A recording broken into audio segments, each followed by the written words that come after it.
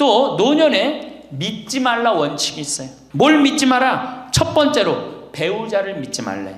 남편을 믿지 말라 이거예요. 재산 관리를 어떻게 해야 돼? 노년에 공동으로 해야 돼요. 한번 어떤 할아버지가 어느 대학에 재산을 100억인가 할머니하고 상의도 안 하고 기증한 적 있죠? 저는 그거 바람직하지 않다고 생각해요. 혼자 번 거 아니잖아요. 같이 버는 거 아니야, 같이. 그러니까 할머니들 지금 재산 뭐 많은 재산은 아니겠지만은 그래도 재산 읽은 거 남편 혼자 읽었어요? 아니죠? 근데 남편이 할머니하고 상의도 없이 둘째 아들 보증 딱 써주고 왔어. 근데 그게 싹 날라가 버렸어. 그러면은 남편 보면 미워요, 안 미워요? 죽을 때까지 미운 거예요. 그건 삶하고 직접 연결되기 때문에. 그러니까 배우자를 믿으면 안 돼요. 제가 본당 신부할 때 농담 반 진담 반으로 항상 그래요. 마누라를 믿지 말아라. 그럼 할아버지들 와서 신부님 그래도 우리가 어떻게 살았는데 마누라가 내 돈을 해먹을 수가 있겠어요? 그건 가봐야 하는 겁니다. 가봐야 하는 겁니다. 그런데 제가 여기 이제 본당 신부 관두고 이제 평창에 와서 농사 짓고 사는데 할아버지 한 분이 내가 세례를 준 할아버지예요. 그 할아버지가 배 만드는 회사의 공장장이셨어요. 대단한 분이죠. 정말로 멋있게 생기셔서 머리도 쫙 넘기고. 그런데 저한테 와갖고 나하고 얘기를 좀 하자고 그러더라고요. 그래서 얘기했더니 신부님이 교리하고 신부님이 강론할 때 마누라를 믿지 말고 자식을 믿지 말라고 그랬는데 제가 그 얘기 들었을 때 내가 이 가정을 위해서 평생을 노력했는데 나를 무시할 수 있을까 그런 생각을 했대요. 근데 당신이 은퇴하고 난 다음에 자식들 아파트 한 채씩 다 사주고 평생 배 만든다고 자식들은 서울에서 살지만 본인은 저 아래 가서 살았단 말이야. 너무너무 미안해갖고 이 아파트 이름도 부인 이름으로 해주고 부인한테 2억인가 3억인가 현찰로 줬대요. 그러니까 자기 가지고 걸 다 나눠준 거예요. 근데 그게 딱 나눠주고 나니까 부인이 이혼하자고 그랬대요. 이혼하자고. 정말로. 그래서 너무 놀랬대요. 왜 난 평생 당신 자식들 키우고 뒷바라지만 했는데 당신 평생 해고 싶은 대로 다 하고 이제 집에 들어와서 나보고 뒷바라지 하라는 거냐? 난 못한다. 그러더라는 거예요. 그래갖고 그러면 나 혼자 살 돈이라도 줘라. 그 돈을 내가 왜 주냐? 그 할아버지가 나한테 와서 울면서 얘기하는 거예요. 절대 배우자를 믿으면 안 돼. 우리 어머니가 한 6년 전인가 아버지가 이렇게 자식들이 용돈 주면 이렇게 통장에 돈을 모아두는 통장이 있어요. 한 500만 원인가 600만 원 모아졌는데 어머니가 꼬신 거예요. 70이 돼서 여보 우리 살면 얼마나 사냐. 우리 수의나 좀 하나 해두자. 당신 거 내 거 나중에 자식들 불편하지 않게. 그럼 우리 아버지 또 착하니까 이제 갚는다고 어머니가 뭐 3월인가 4월에 돈 나오는 게 있으니까 1월 달에 수의하자고. 그래갖고 아버지가 줬대요. 갚는다고 그래서. 지금도 아직도 안 갚았어요. 지금도. 이 마누라를 믿으면 안 돼요. 마누라를 믿으면. 그리고 또 한 가지 중요한 거. 수의해놨는데 지금 6년 전인가 7년 전에 600만 원인가 700만 원짜리 2분 수의해놨는데 그거 지금 죽지도 않고 그거 장롱에서 썩고 있어. 썩고. 제발 그런 짓 하지 마세요. 수의는 왜 안 한? 내가 지금도 그래. 그 600만 원 거 갖고 먹는 거 사 먹었으면은 무지하게 사 먹었을 거야. 동네 할머니들 다 사주고 멋있게 살았을 거야. 그런데도 어떻게 해? 죽지도 않을 거면서 그런 거 해도. 우리 어머니 아버지는 뭐 제가 이거 장담하는 건 좀 그렇지만 지금 근력으로는 최소한 10년은 더 사세요. 그러니까 20년 후에 죽을 수의를 70에 해둔다는 게 말이 돼요? 안 되는 거지. 그러니까 우리 할머니들 외로우니까 동네에서 막 뭐 화장지도 주고 뭐 바가지도 주고 그냥 그리고 결정적으로 한 방에 그냥 싹 해가는 거 뭐 비싼 거 하나 다 그냥 사기당하고 그러는 거야. 참 그래서 공부해야 되는 거예요. 그래서 정규 학교가 필요해야 되니까 4년제.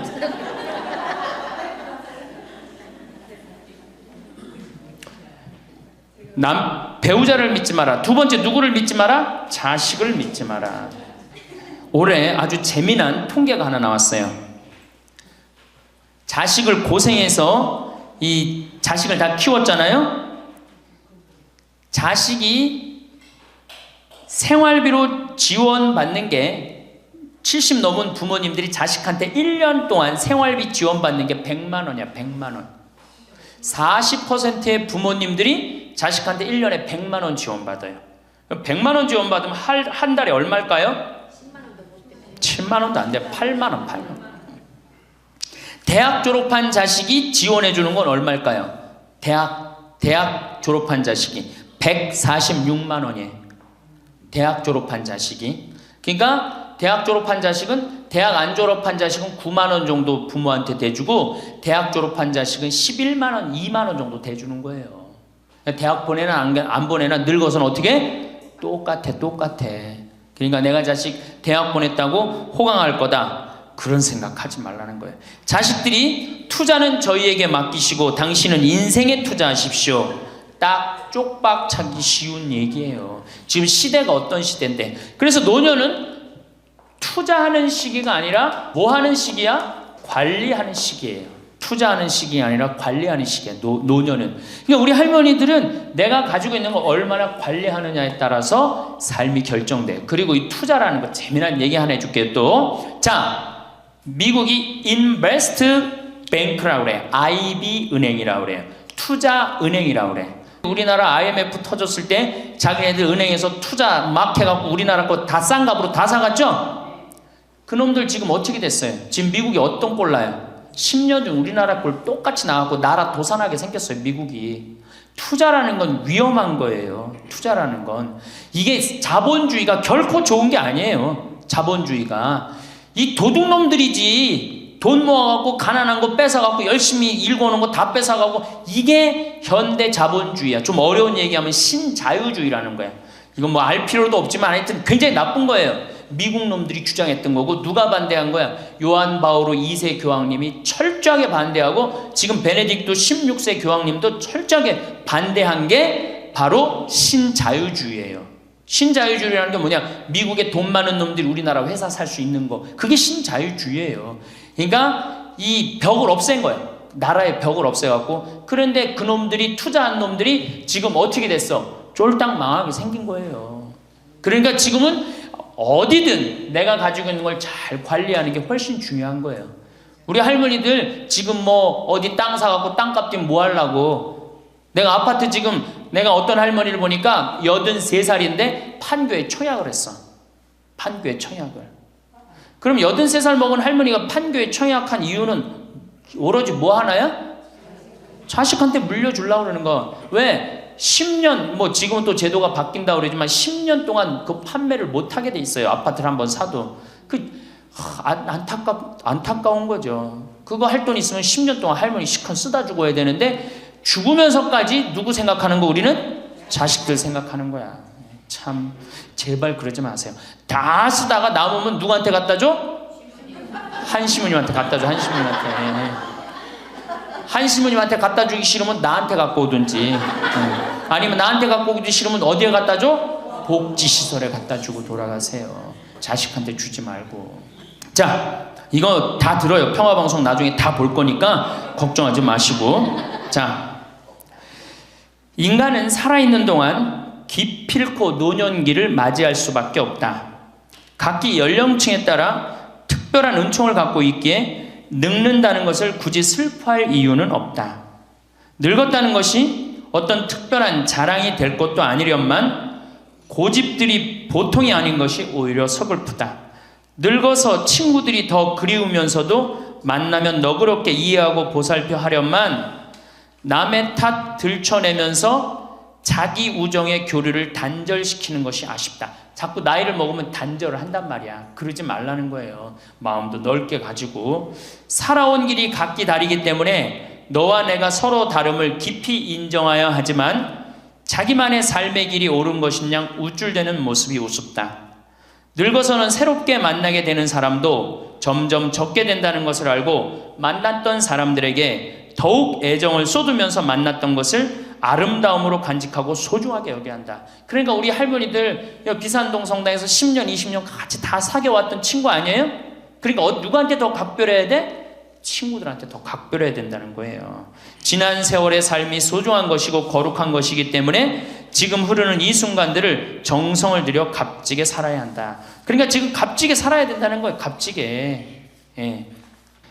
자, 그래서 이제 이 세 번째 시간, 이제 진짜 노년의 세 번째 중요한 거, 재산 관리에 대해서 지금부터 말씀을 드릴게요. 재산 관리. 노년의 재산 관리 첫 번째, 닭으로 잡아먹지 말고 달걀로 살아라. 닭으로 잡아먹지 말고 뭘로 살아라? 달걀로 살아라. 우리 할머니들 닭 몇 년 살아요? 닭. 예. 닭이 뭐 1년, 2년 산다고 그러는데 닭이 27년 살아요.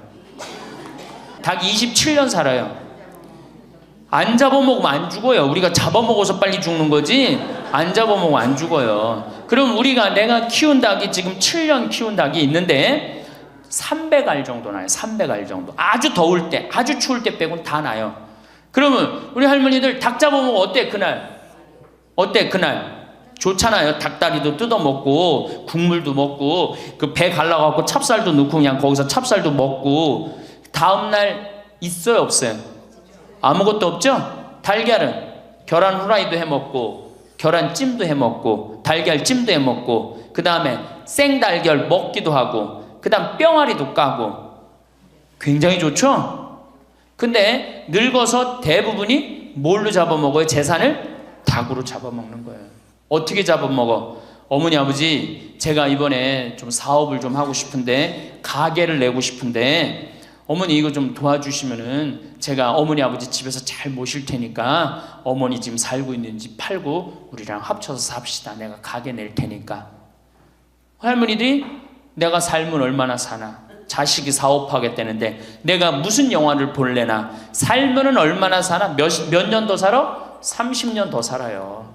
70부터 30년이 소중한데 이걸 다 까먹고 자식 해줘야 되겠다. 그리고 집 팔고 아들 집으로 들어가는 날 그날부터 할머니들은 뭐가 되는 거냐? 천덕꾸러기 되는 거예요. 천덕꾸러기 되는 거예요. 그 다음에 눈칫밥 먹는 거예요. 내 재산 주고 내가 이 집에 다 키운 자식인데도 70, 80 되면 어떻게 돼? 눈칫밥 먹고 천덕꾸러기 되는 거야. 근데 절대 닭으로 잡아먹으면 안 돼요. 내가 잘 아는 양반이 정년퇴직을 하고 6억을 모았어요. 6억을. 근데 아들이 아예 가게를 하고 싶다는 거야. 가게도 그냥 서울에서 얻어야 되고. 그래갖고 아버지 내가 아버지 잘 모실 테니까 그거 좀 돈을 좀 나한테 투자를 해달라고. 그래갖고 이분이 그랬대. 내가 이제 은퇴도 했고 자식한테 기대서 살아요. 은퇴하고 자식한테 기대고 산다는 생각 절대 하지 마세요. 은퇴하고 그 돈 가지고 내가 알아서 살아야지 이 돈 자식한테 주고 기대서 살아야지 그 생각하지 마. 뭐든지 늙으면 자식한테 기대서 살고 어디 가면 날 해주길 바라고 그렇죠? 이 생각을 버려야 돼. 이제 독립적인 주체로 살아가야 된다는 생각을 해요. 그래서 자식한테 6억을 딱 줬는데 다음날 이자가 나와야 안 나와요? 다음 달 안 나오죠? 이 은행에다 놓으면 이자 아무리 못 내도 한 200만 원, 300만 원 나올 거야. 그럼 200만 원, 300만 원 원금도 있고 이자도 200만 원, 300만 원이면 어떻게 해요? 쓸만해져? 근데 아들은 자기 사업 유지하기도 바쁜데 부모님 한 달에 200만 원, 300만 원 용돈 드릴 수 있어요, 없어요? 우리 자식들 의식 속에는 무슨 의식이 있어? 부모 돈은 내 돈이라는 의식이 있어요. 도둑놈 심보가 있단 말이에요. 도둑놈 심보가. 결국은 이분 60 넘은 젊은이 아니야. 젊은이. 이분 어떻게 아파트 경비 나가고 있어요. 결국은 자기 인생 누가 망친 거야? 본인이 망친 거예요. 본인이 자기 발등 누가 찍은 거야? 그래서 이제 누구 원망해? 자식 원망하는 거예요. 원망하고 있는 거예요. 누가 잘못했어? 할머니들이 잘못한 거지. 할아버지들이 잘못한 거지. 남은 30년 인생 휴가다. 보너스다. 내가 가지고 이제까지 벌은 거 이거 갖고 잘 써야 되겠다. 이 생각을 하셔야 된다는 겁니다. 재미난 얘기 하나 있죠. 충청도에 할아버지 한 분이 중풍으로 누웠는데 집안에 대가족이 살아. 큰아들 작은아들 다 농사 짓고. 근데 중풍으로 누워봐. 정말로 참 아무도 안 들여봐요. 근데 그냥 그 대가족이 사는데 하루에 밥 3끼 들어올 때 외에는 방문이 안 열리는 거예요. 그러니까 이 할아버지가 기가 막히잖아. 손자도 있고 손녀도 있는데 3번밖에 방문이 안 열리니까 하루는 큰아들을 부른 거야. 얘야 저 논 두만지기 좀 팔아와라. 아버지 누워있는데 무슨 돈이 필요합니까? 글쎄 그거 내 땅 아니냐. 두만지기를 팔아왔어요. 그랬더니 이거 은행에 가고 1,000원짜리로 바꿔와라. 1,000원짜리로 바꿔왔어요. 이거 내 이불 밑에다 깔아라. 쫙 깔았어요. 그러고 난 다음에 방문 열릴 때마다 1,000원씩 얹어준 거예요. 아니 손자놈들이 가만히 보니까 방문 열릴 때마다 1,000원씩 나온단 말이야. 할아버지 학교 다녀오겠습니다. 그러니까 어떻게? 너 학교 가서 맛있는 거 사 먹어라. 1,000원. 학교 다녀왔습니다. 1,000원. 1,000원 주기 전에 하루에 딱 3번 열리던 방문이 1,000원을 주고 나니까 하루에 30번씩 열리는 거예요. 늙어서 누가 효자예요? 그렇지. 늙어서 자식이 효자가 아니라 누가 효자야? 돈이 효자예요. 늙어서는 이 재산 관리를 참 잘하셔야 됩니다.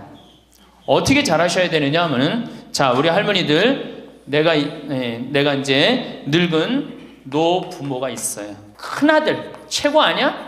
둘째 아들도 있고 딸도 있고 막내딸도 있어요. 그런데 누구한테 자꾸 사업비를 대줘? 큰아들한테 계속 사업비를 대줬어. 그런데 부모한테 돈 뺏어갖고 사업하는 놈 중에 성공하는 놈들 없어요. 쉽게 들어온 거 갖고 어떻게 성공을 해요? 그래갖고 이놈이 IMF 때 쫄딱 망했어. 쫄딱 망하고 집도 다 날라가 버렸어. 집도 다 날라가니까 이 노부부도 이제 돈 한 푼도 없고 다 날렸어. 보증선 것까지 해갖고 은행에 다 날렸어. 그러면은 둘째 아들네 집에 가면 둘째 아들이 받아줄 것 같아, 안 받아줄 것 같아? 안 받아주죠? 나 힘들고 어려울 때 어머니 아버지가 나한테 해준 게 뭐 있냐고 그 좋아하는 큰아들한테 가라고 그 쫓겨나는 거예요. 그리고 여기 딸한테 가면 딸이 받아줄 것 같아요? 그 좋아하는 엄마 아들한테 가라고 그러고 갈 데가 아무것도 없는 거예요. 나이 먹어갖고 한 자식한테 재산 주는 것처럼 어리석은 게 없어요. 그리고 재산을 줘서도 안 되고. 그러니까 기브 앤드 테이크를 해야 돼. 나이 먹어서 기브 앤드 어떻게? 테이크. 주고 받아야 돼. 제가 평화방송에서도 한번 얘기했지만 우리 어머니가 저한테 예전에 내 차가 고장이 났었어요. 에어컨이. 그랬더니 내 차를 한번 타보시더니 신부님 차 고장이 나고 어떻게 하느냐고 그래갖고 은행에서 돈을 찾아갖고 10,000원짜리를 이렇게 신문지에 싸갖고 왔어. 너 수표로 갖고 어떤데 라고 이렇게 싸갖고 왔어요. 그래서 어머니가 주신 돈으로 소나타 EF 소나타 골드를 샀어요. 그러니까 내가 어머니가 나한테 그 엄청난 좋은 차를 사줬기 때문에 난 지금 어머니한테 용돈 드리는 거 하나도 아깝지 않아요. 아깝지 않을 뿐더러 지금 내가 용돈을 앞으로 10년을 들여도 못 갚아요. 그러니까 기브 앤드 테이크야. 우리 누나도 어머니가 차를 한 대 사줬어요. 누나도. 그래갖고 어머니가 강원도 놀러 가고 싶다. 언제든지 모시고 와. 왜? 차 사줬으니까. 지리산 놀러 가고 싶다. 그럼 언제든지 모시고 가요. 기브 앤드 테이크예요. 큰아들, 딸이 대학에 들어갔어요. 작년에 어머니가 그렇더라고. 내 첫 손녀 대학 들어가니까 대학 등록금은 내가 내마.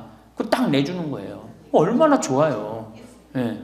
그러니까 우리 집은 어머니가 수원 정자동에 사는데 자식들이 반경 1km에 다 붙어 삽니다.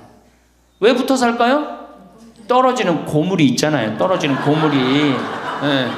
그러니까 반경 1km 다 붙어 사는 거예요. 또 반대로 제가 우리 자식들한테 원칙을 정해놨어요. 부모님한테 용돈 드리는 원칙. 그래서 우리 어머니 아버지가 1년에 연봉 2,000만 원이 넘어요. 자식한테 받는 용돈이. 많이 받죠? 그러면 그 돈 가지고 어머니 아버지가 당신을 위해서 쓰십니까? 또 모아뒀다가 어떻게? 자식한테 쓰고. 그래야지 치매가 안 걸리는 거예요. 저는 정말로 감사한 게 우리 어머니 아버지가 아직도 아파서 병원에 입원 한 번도 안 했다는 거예요. 지금도 이제 소백산에 송이 캐러 가신다고 나한테 전화를 하셨어요. 가실지 안 가실지 모르겠지만 그럼 또 소백산 꼭대기까지 뛰어 올라갔다 뛰어 내려오는 거예요. 우리 아버지. 그게 좋은 거예요. 부모 자식 지간이 그래야지 뭐가 싹 터요? 사랑이 싹 트는 거예요. 효도는 이제 없어진 시대고 뭐만 남아있는 거예요? 사랑을 하느냐 안 하느냐만 남아있는 거예요. 이걸 누가 잘해야 돼? 할머니들이 잘해야 되는 거예요. 한 자식한테 몰아주지 말고 어느 자식 불쌍하다고 계속 보증서 주지 말고 그럴 것도 없어요. 그냥 은행에 가갖고 어떻게 딱 맡기고 난 다음에 그거 갖다가 쓰면 되는 거예요. 자, 닭으로 잡아먹지 말고 뭘로 해라? 달걀로 살아라. 그러니까 자식한테 절대 주지 말고. 그럼 신부님 무슨 재주로 달걀로 삽니까? 방법이 뭡니까? 부동산에 집착하지 마라. 늙어서 부동산에 집착하지 말라. 우리 할머니들 지금 안양 거기 그 주공하고 이 인공마을 그 개발돼 갖고 지금 아파트 한 채 3억, 4억, 5억 한다고 그러죠? 그러면 할머니들이 지금 4억짜리 아파트 살 이유가 있어요? 4억짜리 살 아파트가 있어요? 그거 팔으라는 거예요. 그거를 팔고 어떻게? 15평, 20평으로 가라는 거예요. 지금 3번에 보면 50평, 이 은퇴한 할머니, 할아버지들이 50평에 사는 할머니들이 무지 많아요. 그 50평이 밥 먹여줘요? 뭐만 나와?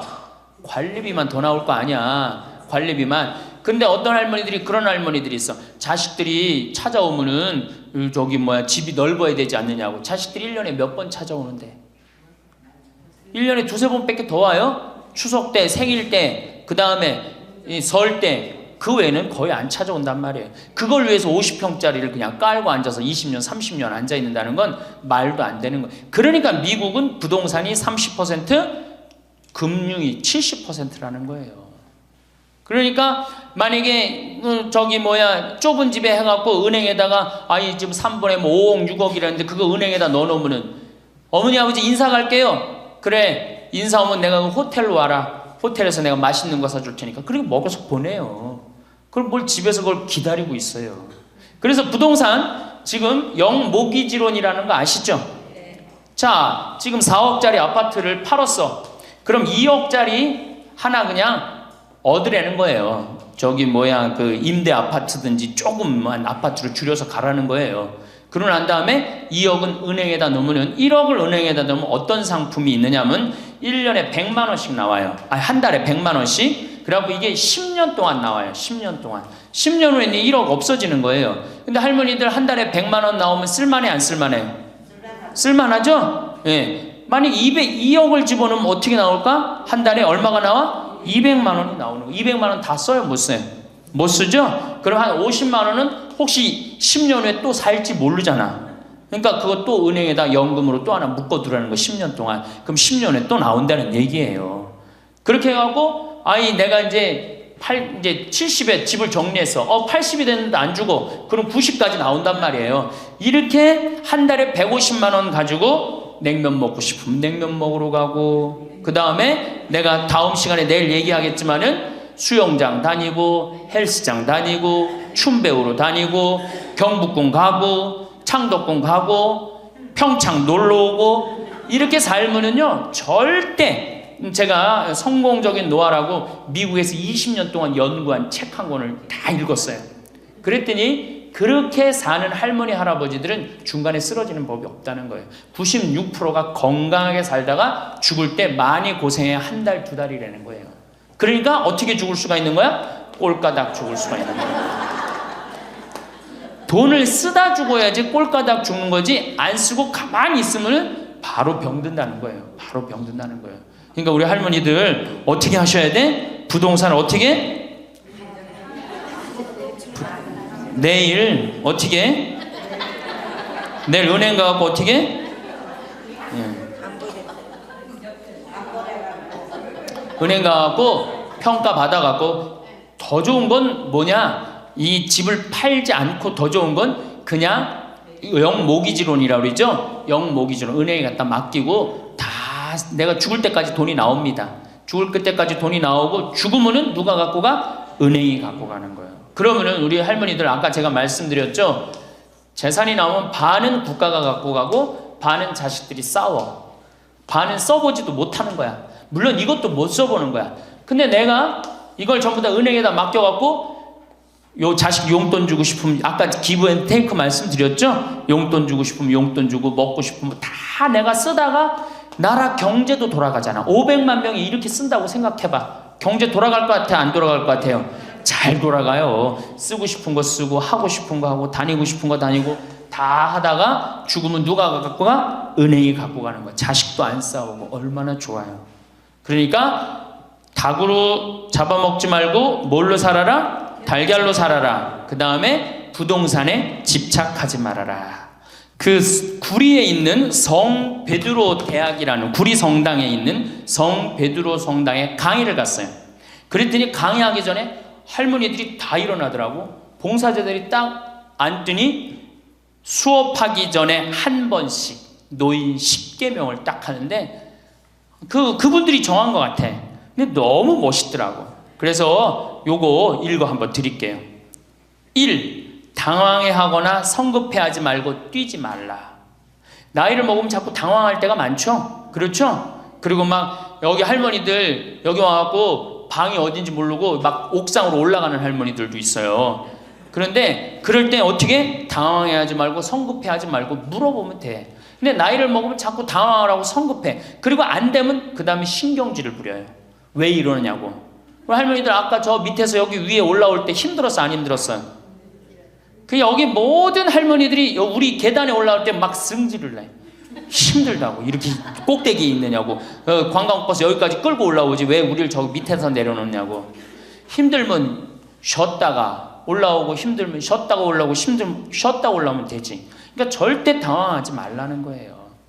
두 번째, 자식이 무엇을 해줄까를 기대하지 말라. 참 좋은 얘기 같아. 그러니까 할머니들이 서서 이걸 다 외우더라고. 자식이 뭘 해줄까 기대하지 말라. 누가 날 해줄까. 돈 제일 많이 깔고 있는 건 누구? 할머니 할아버지들이 제일 많이 깔고 있는 거야. 근데 그거를 쓰는 방법을 모르는 것 뿐이죠. 이제 쓰는 방법을 배우세요. 내일 은행에 가갖고 잡히세요. 잡혀갖고 대출해갖고 한 달에 100만 원씩 딱딱 연금으로 이렇게 빼서 딱딱 쓰는, 돈 쓰는 재미로 늙어서 살아야지 그 재미 없으면 못 살아요. 세 번째, 고집 부리지 말라. 고집 부리지 말라. 60년 70년 살아온 가닥이 있잖아요. 그렇죠? 그러니까 그 경험을 절대 포기하지 않는 거예요. 그러니까 새로운 걸 안 받아들이는 거지. 고집 피는 할머니들 많죠. 네 번째, 시샘하지 마라. 왜 이렇게 또 욕심이 많어? 나이 먹으면 그냥 옆집 할망구가 뭐 아들이 와서 뭐 했다고 그러면 그냥 속에서 그냥 부글부글 끓죠. 시샘하지 말라.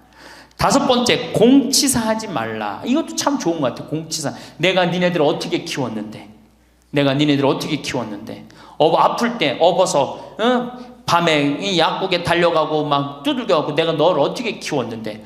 그냥 대동아 전쟁부터 뭐 그렇게 할 얘기가 많아. 얘기만 하면 그냥 대동아 전쟁에 시집와갖고 고생한 얘기, 6.25 전쟁 때 피난 간 얘기, 전쟁 끝나고 나면 가난한 게 고생한 얘기, 그냥 줄줄이 그냥.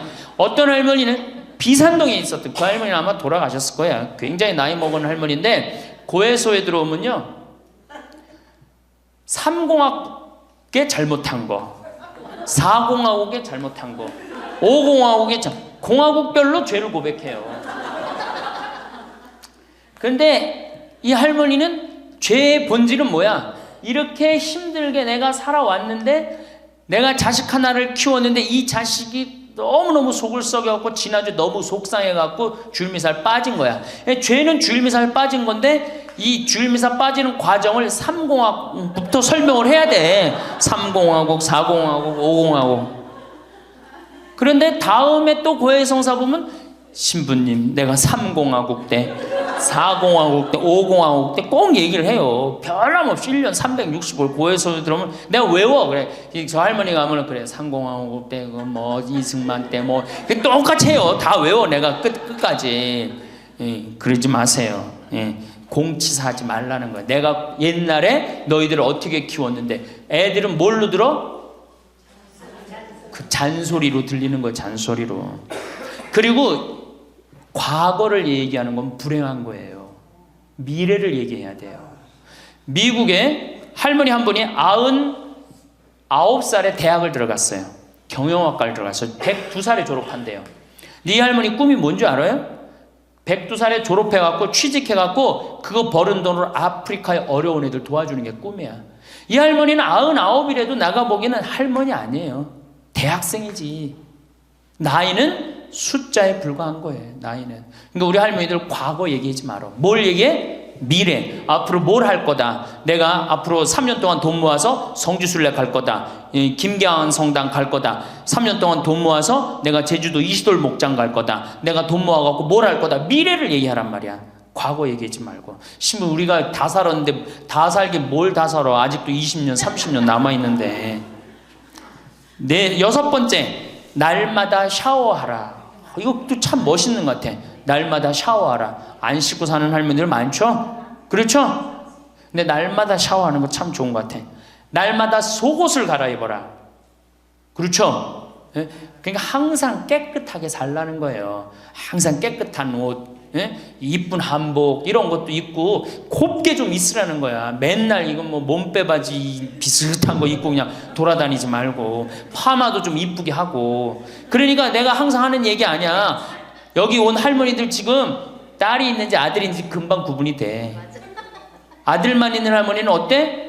파마를 어떻게 하고 와? 철모 뒤집어 쓴 것처럼 해고 와요. 아들만 있는 할머니들 몇 있어 지금 그런 할머니들. 예. 자기 아들은 엄마가 파마를 철모 뒤집어 쓴 거 했든지 뭐 했든지 관심 없어요. 딸이나 돼야지 엄마 그 좀 염색도 좀 하고 웨이브도 좀 이렇게 주고 그러라고 그러지. 이 8번째, 많이 듣고 조금만 말하라. 많이 듣고 많이 들으라는 거는 공부하라는 얘기예요. 공부. 제가 내일 이제 그 얘기는 드릴 거예요. 그 다음에 9번째, 많이 움직이고 많이 걸어라. 이 굉장히 중요해요. 나이 먹으면 자꾸 근육이 땡기기 때문에 걷고 싶어 안 걷고 싶어요? 안 걷고 싶죠? 그러니까 안 걷고 싶으니까 그냥 집에서 참 쪼그리고 앉아있어. 쪼그리고 앉아있으면 굳는 거예요. 그대로 굳어버리는 거예요. 쪼그리고 앉아있으면. 그러니까 가능한 한 많이 걸으라는 거야. 그러니까 성당 평일미사 열심히 다니세요. 그냥 다닐 수 있을 때까지 다니시는 게 좋은 거예요. 그러니까 우리 할머니들은 지금 이 나이에 비산동 성당에 어르신 성경대학 나와서 배우지, 평일미사 나오지, 성경대학 나오면 밥 주지, 친구 있지. 아, 하느님 믿어서 받는 은총이 어때요? 정말 엄청난 거예요. 그런데 하느님한테 죽을 때 안 바치고 죽고 누구한테 주고 죽으려고 그래?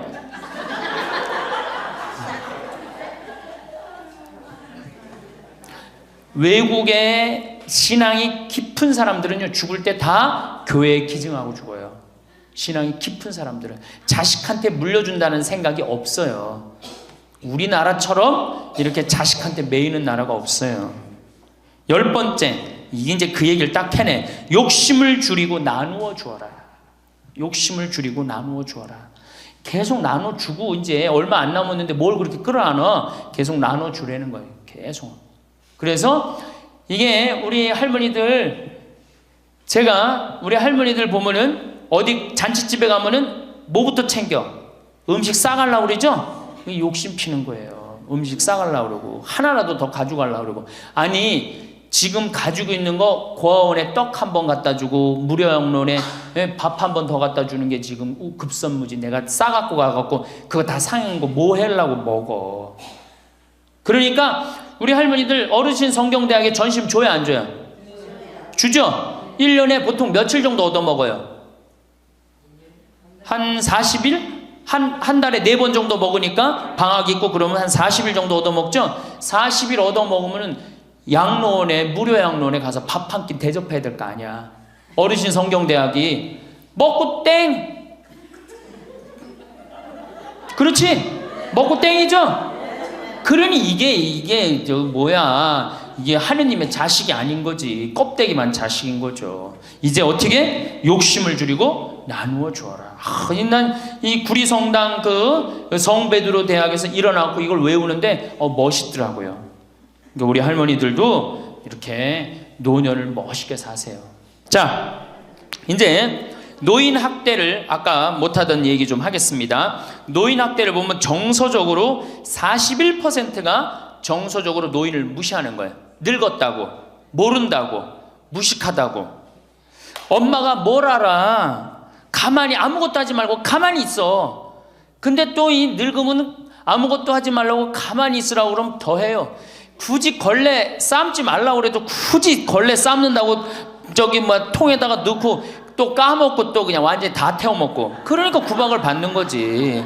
왜 하지 말라는 짓을 골라세요? 그거 하는 시간 있으면 어떻게? 나가서 놀아. 밥 한다고 그냥 또 쌀 씻어 얹어갖고 다 태우고 그러지 마시고. 자, 그 다음에 학대가 41%, 방임이 24%예요. 방임. 밥을 먹거나 말거나 방 청소를 해주지도 않고. 제가 봉성체 나가보면 당뇨병 걸린 할머니들 옷을 얼마나 갈아 안 입혔는지 냄새가요, 표현할 수 없는 냄새가 나요. 당뇨병 걸린 할머니들, 이 풍 걸려갖고 이렇게 누워있는 할머니들 집에 가보면은요, 냄새가 아주 묘한 냄새가 나요. 그래갖고 그냥 또 봉성체를 가보면은 다 자식, 며느리 다 돈 벌러 가고 다 학교 가고 할머니만 혼자 있는 경우도 많아요. 그러니까 그냥 거기서 그냥 이불 속에서 그냥 있는 거예요. 참 그런 거 보면 참 마음이 안타깝죠. 이게 뭐 80, 90된 어머니한테 용돈 드린다는 것은 말할 것도 없어요. 말할 것도 없어요. 전 가끔 이 술이 들어오면은 아버지한테 드려요. 그럼 아버지가 양로원에 노인정에 가고 친구들이랑 먹고 아주 근사하게 고기도 제가 사다 드려요. 고기도 노인정에 친구들이랑 구워 먹으라고. 사실은 제가 아주 강조하는 거지만 여러분들은 자식들보다 누가 더 중요해요? 친구가 훨씬 중요해요. 전신 같이 먹어주고 화투 같이 쳐주고 같이 한탄 신세, 자기 신세 한탄 같이 들어주는 건 누구밖에 없어? 친구가 더 중요한 거야. 그러니까 손자들 용돈 줄 생각하고 그냥 꼬깃꼬깃 모아두지 말고 그 돈 꺼내갖고 어떻게 친구랑 같이 칼국수 사 먹고 냉면 사 먹으란 말이에요. 제일 중요한 거예요. 이 노년의 유대라는 거는 노년의 유대 관계. 내가 집에서 돈 쓰기 싫어갖고, 사실 돈 쓰기 싫어갖고 안 나가는 할머니들도 많아요. 돈 아까워서. 그래갖고 그냥 집안에 가만히 있잖아요. 그 할머니는 완전히 고립되는 거예요. 내가 친구를 만나고 같이 걱정도 해주고, 아픈 친구에서 기도도 해주고, 또 아픈 친구 손잡고 평창에도 같이 와주고, 이게 살아가면서 치매 안 걸릴 수 있는 굉장히 중요한 길 중에 하나예요. 난 안 주고 안 받는다. 난 늙었으니까 안 주고 안 받는다. 그런 생각 하지 마시라는 얘기입니다. 세 번째는 이 할머니들이 어떻게 구박을 받냐. 정말 기가 막힌 일이 지금 벌어지고 있는 거예요. 근데 이 기가 막힌 일이 왜 벌어져? 이유는 딱 한 가지야. 안 죽어서 벌어지는 거. 안 죽어서 40살에 죽고 50살에 죽고 60살에 죽으면은 이런 구박 받아요, 안 받아요? 이게 70도 살고 80도 살고 90도 사니 이게 자식들이 지치는 거예요. 그러니까 자식들이 나를 좀 무시해도 섭섭해할 게 없어요. 이제 이렇게 이 보너스 인생 요거는 누가 책임져야 돼? 내가 책임져야 돼요. 내가 똑똑해져야 된다는 얘기야.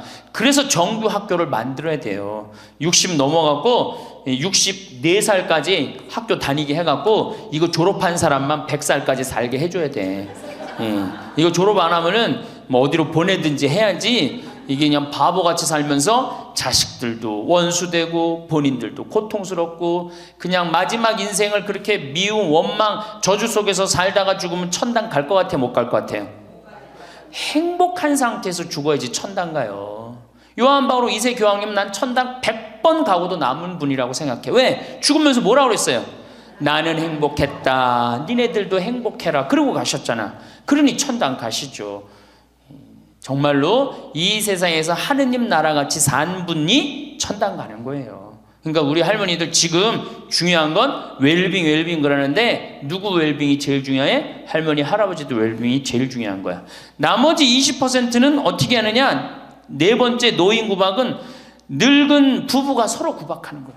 늙은 부부가 서로 죽으라고, 나가 죽으라고, 너 그러려면 나가 죽으라고. 늙은 부부가 처음 시집 올 때 다섯 곧했던 마누라가 나이를 먹을수록 거칠어지죠. 그렇죠? 얌전해지긴 뭐가 얌전해? 지금 우리 할머니들 할아버지들한테 얌전해 안 얌전해요? 막 소리 지르고 그러잖아요. 오히려 누가 얌전해? 할아버지들이 얌전해져. 늙으면 이상하게. 그러니까 할아버지들이 여성스럽고 할머니들이 남성스러워져요. 그냥 어떤 할아버지가 이제 나이를 먹으면 먹을수록 이 기가 죽어갖고 할머니가 말을 안 듣는 거야. 저녁을 먹으려고 그러는데 안방에서 마누라 오늘 저녁 뭐 했어? 국은 뭐 끓였어? 아닌데 아무 대답이 없는 거. 부엌에서 딸그락 소리는 들리는데. 그래갖고 이제 안 그래도 이제 할머니가 자기를 무시하는 것 같아서 막 화가 나는데 대답을 안 하니까 날 진짜 무시하는 것 같잖아. 그래갖고 이제 거실에 나가고 또 얘기했어요. 마누라 오늘 저녁 뭐 했냐니까 국 뭐 끓였어? 그런데도 딸그락 소리는 들리는데 아무 대답이 없는 거예요. 그래갖고 이제 너무 열받아갖고 부엌에 가갖고 이제 소리를 지르는 거예요. 아니 오늘 저녁 뭐 했는데 왜 무시하느냐고. 왜 대답을 안 하느냐고 그랬더니 할머니 하시는 말씀이 내가 콩나물국이라고 3번이나 대답했는데 왜 이렇게 자꾸 떠드느냐고. 그러니까 할아버지 자기 귀 먹은 건 생각 안 하고 뭐만 생각나는 거예요. 할머니가 대답 안 했다는 것만 섭섭한 거야. 늙으면 그러니까 자꾸 자기 자신은 모르고 뭐만 생각해? 섭섭한 것만 생각하는 거. 섭섭한 것만. 이게 서로 이해하고 감싸줘도 전차를 판국인데 이게 서로 구박하면 되겠어요. 이제는 누구밖에 없어? 할머니, 할아버지들밖에 없어요. 이제 만약에 돌아가시면 어떻게 돼요? 고아되는 거예요. 고아되는 거. 할아버지들 돌아가시면 우리 할머니들 뭐 돼? 고아되는 거예요. 작년에 여기 할아버지, 여기 고아할머니 몇 분 계신가 보다. 작년에 할아버지 한 분이 81살 되신 할아버지예요. 오셔갖고 그러는 거예요. 두부도 만들어 먹고 여기 또 5월 6월달 경치가 너무 좋잖아요. 찰떡도 만들어 놓고. 근데 할아버지가 신부님 이렇게 좋은데 나 혼자 오니까 별로 안 좋아요. 우리 마누라하고 나하고 부부금실이 너무 좋았는데 작년에 마누라가 죽었다는 거예요. 그런데 더 여기 오니까 더 쓸쓸해 되는 거야. 이 좋은 거 같이 봤으면 얼마나 좋을까. 이 앞에 강 바라보고 탁 저녁에 모닥불 펴놓고 놀고 아까 두부 만들어갖고 막걸리 한잔하고 이 좋은 걸 같이 했으면 얼마나 좋았겠느냐 이거예요. 그러니까 우리 할머니들 자식들 걱정하지 말고 누구 걱정해줘? 할아버지들 걱정해줘요. 자식들 뒷거 챙겨줄 거 있으면 누구 보약해드려? 할아버지 보약해드리세요. 자식은 우리나라처럼 자식한테 매이는 나라가 없어요. 그리고 자식들도 못된 거죠. 부모님이 이제 60 됐으면은 부모님 그동안 모은 재산으로 행복하게 살게 도와줘야 되는데 그걸 끝까지 뺏어 먹으려고 그러는 게 대한민국 자식들이에요. 나쁜 자식들이에요. 제가 보기에는. 제가 2번 강의를 했더니 할머니 한 분이 저한테 기가 막힌 시를 하나 저한테 주셨어요. 제목은 허무입니다. 허무. 부생 모육 그 은혜가 태산보다 높고 큰데 청춘 남녀 많다지만 효자 효부 안 보이네. 시집가는 새색시가 시부모를 마다하고 장가가는 아들들은 살림나기 바쁘도다. 그러니까 아들 키워도 소용없다니까. 그냥 여우 같은 마누라 그냥 쫓아나가기 바쁘다 이거죠. 제 자식이 장난치면 싱글벙글 웃으면서 부모님이 훈계하면 듣기 싫은 표정이네. 시끄러운 아이 소리 잘한다고 손뼉치며 부모님의 회심소리 듣기 싫어 빈정대네. 제 자식이 오줌똥은 맨손으로 주무르나 부모님의 기침갈에 불결하여 밥 못 먹네. 과자 봉지 들고 와서 아이 손에 쥐어주고 부모 위에 고기 한 근 사올 줄을 모르도다. 애완동물 병이 나면 가축병원 달려가고 늙은 부모 병이 나면 그러려니 태어나고 10자식을 키운 부모 하나같이 키웠건만 10자식은 한 부모를 귀찮스레 여겨지네. 그래서 여기저기 다니면서 길에서 죽는다며요. 아들 많이 키우면은 그냥 이 집에 쫓겨가고 저 집에 쫓겨가고 가다가 자식 위에 쓰는 돈은 아낌없이 쓰건만은 부모 위에 쓰는 돈은 하나둘씩 따져보네. 자식들의 손을 잡고 외식함도 작건만은 늙은 부모 위해서는 외출 한번 못하도다. 좋은 것 같아요. 아주 요즘 우리 할머니들이 받는 서름을 기가 막히게 표현한 것 같아요. 이런 거 듣고 고개만 끄덕일 게 아니라 실질적으로 이렇게 살아란 말이에요. 이런 자식들을 위해서 뭘 재산을 물려준다고 돈 안 쓰고 깔고 앉아갖고 그냥 참 쥐고 있어요. 내일 어떻게? 은행 당장에 가갖고 어떻게? 은행에다 잡혀갖고 대출 받아서 다 쓰다 죽으세요. 다 쓰다가 내일은 노년을 어떻게 하면 멋있게 사느냐, 정말 내일은 제대로 제가 내일 말씀을 드릴 거예요. 그래서 우리 할머니들 이제 이거 끝나고 여 바깥에 지금 이제 모닥불 피고 놀 거죠. 모닥불 지금 펴줄 거야. 그 모닥불 피면은 자 우리 젊은 사람들한테 이 남은 이 지금 30년 40년이 소중해. 지금 10년 남은 할머니들이 소중해. 10년 남은 할머니들이 소중해지. 그러니까 오늘 밤에 모닥불 펴줄 테니까 이 밤을 불살르라고. 예? 원 없이 그냥 즐겁게 노시라고. 예? 본당 신부님도 온다고 내가 통화했으니까 이 밤을 불살르고 즐겁게 보내세요. 아까 보니까 벌써 춤추고 노래하는 할머니들이 있는데 그렇게 사셔야 된다는 거예요. 제발 자식 걱정하지 말고. 자식 걱정한들 해결해 줄 수도 없고 자식의 마음에 담지도 않아. 근심 걱정 다 털어버리고 어떻게? 모닥불 펴놓고 이 밤을 불살르시기 바랍니다. 우리는 오랫동안 가족을 사랑의 영역으로만 이해해왔습니다. 누군가를 깊이 아끼고 함께한 시간이 쌓이고 마음이 연결되어 있다면 그 사람에게 무엇이든 내어줄 수 있다고 느껴왔습니다. 그 감정은 진짜입니다. 그 마음은 아름답습니다. 그러나 재산은 사랑의 문제가 아닙니다. 재산은 선택의 문제이고 책임의 문제이며 삶의 방향을 결정하는 힘의 문제입니다. 사랑이 깊다고 해서 소유권이 자동으로 이전되어야 하는 것은 아닙니다. 이 두 영역을 구분하지 못할 때 우리는 사랑한다는 이유로 스스로를 지키는 일을 포기하게 됩니다. 삶의 후반부는 바로 이 두 영역을 조용히 그러나 분명하게 구분해야 하는 시기입니다. 감정과 재산, 관계와 고난, 사랑과 선택. 이것들은 서로 얽혀 있는 것처럼 보이지만 실은 전혀 다른 질서 위에 놓여 있습니다. 이 구분을 놓치는 순간 우리는 사랑하기 때문에 모든 것을 내어주어야 한다는 오래된 믿음 앞에 무릎을 꿇게 됩니다. 그리고 그 믿음은 처음에는 따뜻하게 느껴지지만 시간이 지나면 조금씩 스스로를 좁은 자리로 밀어 넣습니다. 사랑과 재산이 같은 것이라는 생각은 사랑의 이름으로 스스로의 선택권을 양보하게 만드는 가장 조용한 방식입니다. 배우자와 함께한 시간을 생각해보면 그것은 분명 삶에서 가장 깊은 의미 중 하나입니다. 함께 밥을 먹고 함께 아프고 함께 웃었던 시간들은 어떤 언어로도 다 담을 수 없는 무게를 가집니다. 그 시간은 진짜이고 그 관계는 소중합니다. 그러나 함께 산 시간이 길다는 것이 미래의 모든 것을 보장해준다는 의미는 아닙니다. 인간은 변합니다. 관계도 변합니다. 이것은 누군가를 탓하는 말이 아니라 살아있는 모든 것이 가진 본래의 성질에 대한 이야기입니다. 건강이 달라지면 관계의 무게도 달라집니다. 경제적 상황이 변하면 두 사람 사이의 균형도 흔들릴 수 있습니다. 그 흔들림이 반드시 나쁜 의도에서 오는 것은 아닙니다. 그러나 구조가 바뀌면 관계도 함께 바뀐다는 사실은 우리가 아무리 사랑을 믿더라도 외면하기 어려운 현실입니다. 헌신이 자동으로 보호로 이어진다는 믿음은 아름답지만 현실에서는 언제나 그렇지 않습니다. 재산을 위임하는 행위는 신뢰의 표현처럼 느껴지지만 그 실질은 고난의 이전입니다. 한번 넘어간 고난은 쉽게 돌아오지 않습니다. 관계가 어떻게 변하든 법적으로 이전된 소유는 감정과 무관하게 움직입니다. 사랑하는 사람에게 재산을 넘기는 것이 신뢰의 증거라고 느껴질 수 있습니다.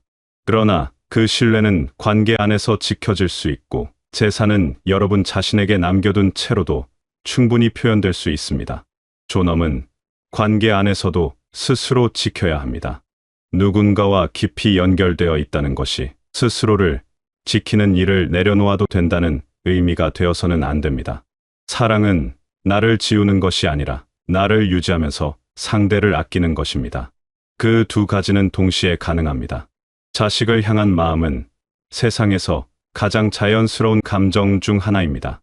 품 안에서 키운 존재, 아프면 내가 더 아프고 잘 되면 내가 더 기쁜 존재. 그 마음에는 이름을 붙이기 어려운 무언가가 담겨 있습니다. 그러나 그 마음 안에는 때로 기대가 함께 자라납니다. 나이 들면 곁에 있어줄 것이라는 기대, 내가 힘들 때 도와줄 것이라는 기대, 내가 쌓아온 것들을 잘 이어받아 줄 것이라는 기대. 이 기대들은 사랑처럼 느껴지지만 실은 불안의 다른 모습일 수 있습니다. 자식은 또 하나의 독립된 존재입니다. 여러분이 낳고 키웠지만 그 사람의 삶은 여러분의 삶이 아닙니다. 자식의 삶은 자식의 것이고 그 선택도, 그 방향도, 그 무게도 궁극적으로는 그 사람의 몫입니다. 부모의 노후를 자식의 성공에 연결시키는 방식으로 사고하게 되면 우리는 자식이 잘 될수록 안도하고 자식이 힘들 때마다 불안해집니다. 그 불안은 사랑처럼 보이지만 결국 두 사람 모두를 지치게 만드는 구조입니다. 자식이 잘 살아줘야 내 노후도 안전하다는 생각이 마음 어딘가에 자리 잡고 있다면 그것은 사랑이 아니라 의존의 씨앗입니다. 그 씨앗이 자라면 관계는 점점 무거워집니다. 사랑은 미래를 담보로 하지 않을 때 더 순수해집니다. 아무것도 기대하지 않고 건네는 마음, 돌아오지 않아도 괜찮다는 마음, 그 마음이 진짜 사랑에 가장 가까운 형태일 수 있습니다.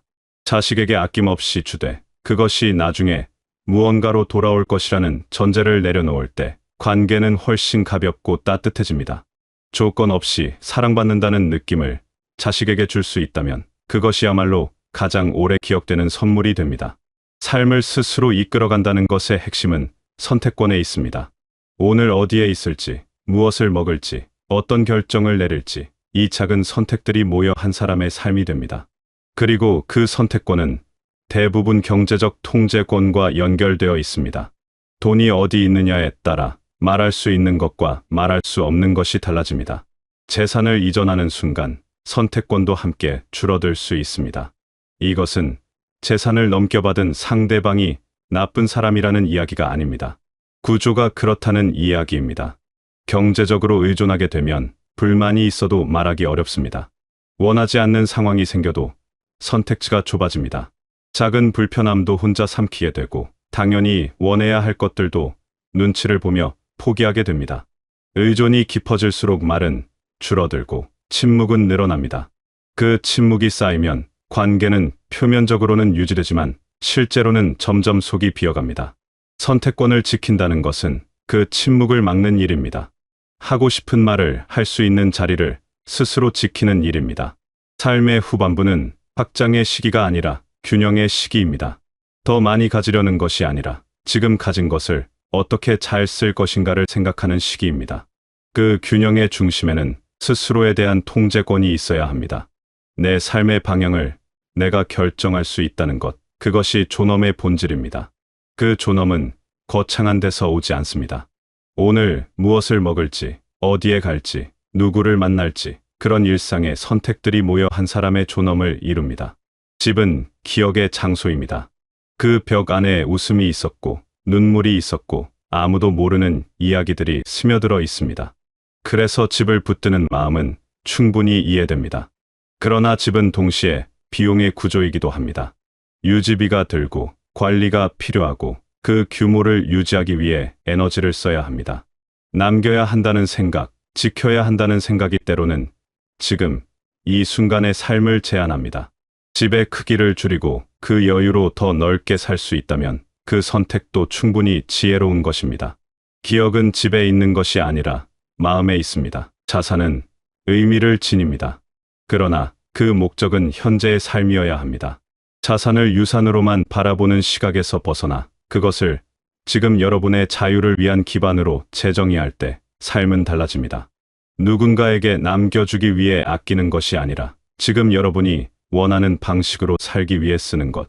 그 전환이 삶의 후반부를 훨씬 풍요롭게 만들어줍니다. 물려줄 것을 걱정하기보다 지금 여러분이 어떤 하루를 보낼 수 있는가에 더 집중하는 것이 현명한 방향일 수 있습니다. 가지고 있는 것을 나중을 위해 묶어두는 대신 지금 이 하루를 더 잘 살기 위해 푸는 것, 그것이 자산의 가장 아름다운 쓰임입니다. 기대가 크면 실망은 구조적으로 발생합니다. 이것은 상대방이 나쁘거나 부족해서가 아닙니다. 기대 자체가 상대방의 행동에 의미를 부여하고 그 의미가 채워지지 않을 때 상처가 생기는 구조 때문입니다. 기대를 내려놓는 것은 관계를 포기하는 일이 아닙니다. 오히려 관계를 더 오래, 더 건강하게 유지하는 방법입니다. 기대가 없는 자리에서 상대방이 무언가를 해줄 때 그것은 의무가 아니라 진심으로 느껴집니다. 그 느낌이 관계를 살립니다. 경제적으로 독립을 유지한다는 것은 관계를 수평으로 만들어줍니다. 도움받는 위치가 아니라 함께하는 위치에 설 수 있게 해줍니다. 여러분이 자식에게 경제적으로 기대지 않을 때 자식도 그 관계에서 죄책감으로부터 자유로워집니다. 부모가 힘들어 보일 때마다 느끼는 그 무거운 감정, 충분히 해드리지 못한다는 그 부담감에서 벗어날 수 있습니다.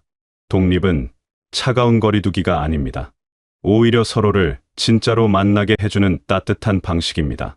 아무것도 요구하지 않는 부모와 함께할 때 자식은 의무감이 아닌 마음으로 찾아오게 됩니다. 그 발걸음이 가벼울수록 그 만남은 더 진심에 가까워집니다.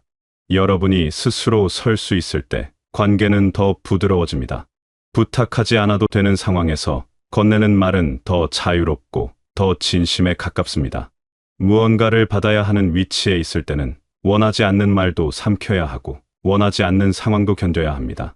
그러나 스스로의 삶을 스스로 책임질 수 있을 때 여러분은 진짜 여러분으로 관계 안에 서 있을 수 있습니다. 그것이 관계를 오래 가게 하는 힘입니다. 필요에 의해 유지되는 관계가 아니라 좋아서 함께하는 관계. 그 차이는 생각보다 훨씬 큰 의미를 가집니다. 누구에게도 기대지 않는다는 말은 외롭게 혼자 살아간다는 뜻이 아닙니다. 기대를 조건으로 사랑하지 않는다는 의미입니다. 내가 이만큼 해줬으니 상대도 이만큼 해줘야 한다는 계산 없이 그냥 사랑할 수 있다는 뜻입니다. 재산을 지키는 것은 욕심이 아닙니다. 그것은 삶의 마지막까지 스스로를 책임지겠다는 의지이며 관계를 아름답게 유지하겠다는 지혜입니다. 스스로 설 수 있는 사람은 나눌 수 있습니다. 여유가 있어야 진짜로 줄 수 있고 선택할 수 있어야 진짜로 내어줄 수 있습니다. 쥐어짜든 내어주는 것이 아니라 마음에서 우러나와 건네는 것. 그것이 사랑의 가장 아름다운 형태입니다. 그리고 그 아름다운 형태는 여러분이 스스로의 삶을 지키고 있을 때 비로소 가능해집니다. 자립은 고립이 아닙니다. 자립은 관계를 더 단단하게 만드는 토대입니다. 혼자 설 수 있는 사람이 함께할 때 그 함께함은 필요가 아닌 선택이 됩니다. 선택으로 함께하는 관계는 강요로 유지되는 관계보다 훨씬 오래, 훨씬 따뜻하게 이어집니다. 사랑하기 때문에 모든 것을 내어주어야 한다는 생각은 사랑에 대한 오해에서 비롯된 것일 수 있습니다. 진짜 사랑은 나를 지우는 것이 아닙니다.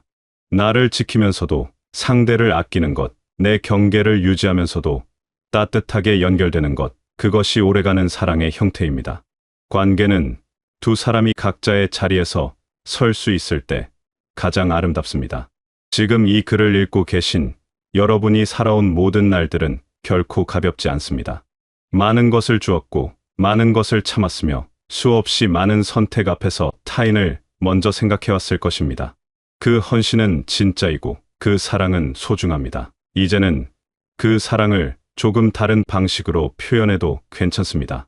여러분 자신을 향해서도 그 마음을 건네도 됩니다.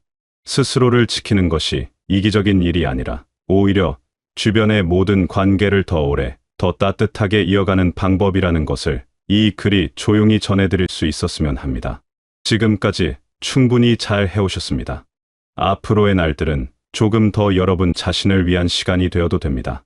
그 시간들이 모여 여러분의 삶이 더 단단하고 더 자유롭고 더 따뜻한 것이 되시길 바라겠습니다.